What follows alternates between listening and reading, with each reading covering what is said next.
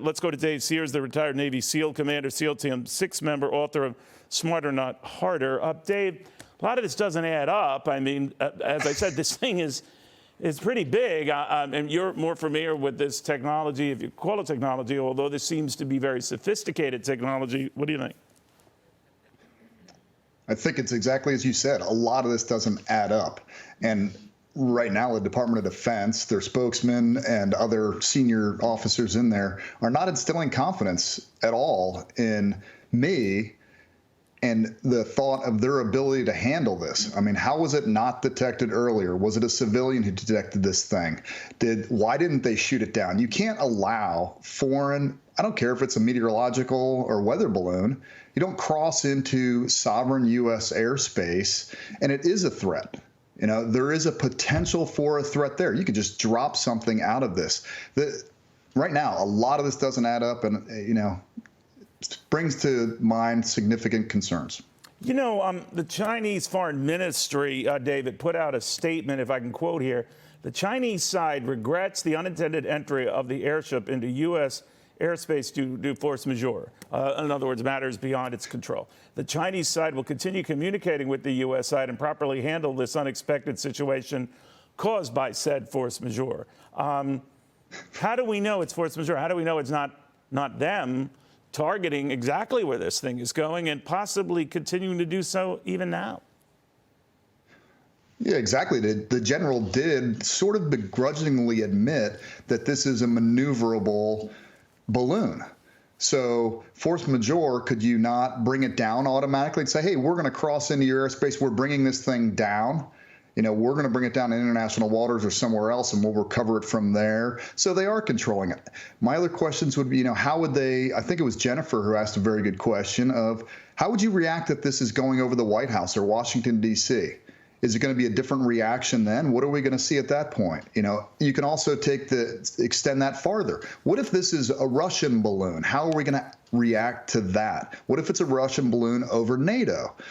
The things do not add up to me at all. And so we're not being told nearly the entire story, and not getting great confidence in our ability, the Department of Defense or this administration, to handle this right now. You know, you hit on a key point, Dave, but as this moves over to the mid part of the continental United States, and again, it's a broad region, but you're going into, by definition, more populated areas, and certainly you were seeing when it was over the skies of Idaho or Montana.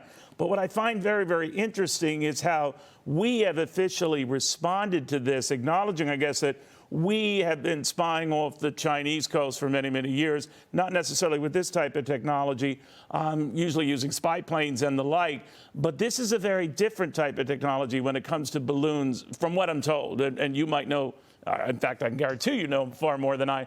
But something this big, this massive, and that is able to fly this high is being propelled, you know, by things different than your typical weather balloon, or for that matter, a hot air balloon. So what do you make of that?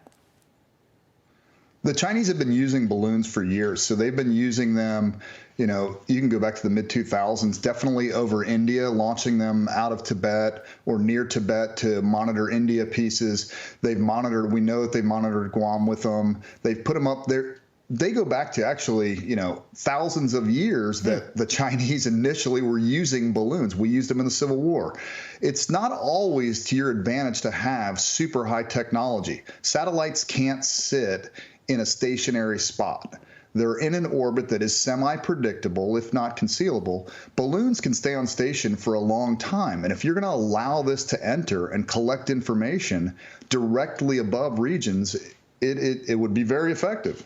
You know, they have acknowledged, that is the Defense Department, that it is in the atmosphere, it is over U.S. airspace, it is not in outer space. I don't know what delineates each level, but I do know that at a height of that nature, you wouldn't be able to traditionally catch it by the naked eye or other sources. And I don't know how this came to the Defense Department's attention, but it did. But the issue would be when it did, right? I mean, if they knew about this for a number of days, or were in communication with China or not in communication with China, there's so much we don't know, you would think that that would have been over days and not just now.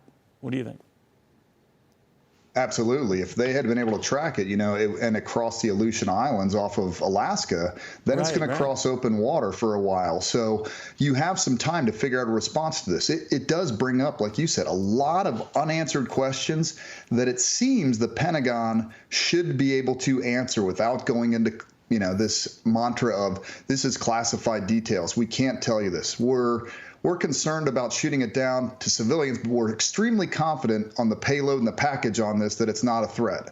Those two things to me don't jive at all. But Dave, I was wondering, is it we clearly don't want to shoot it down yet. That might be considered, like you said, if you get over very populated areas.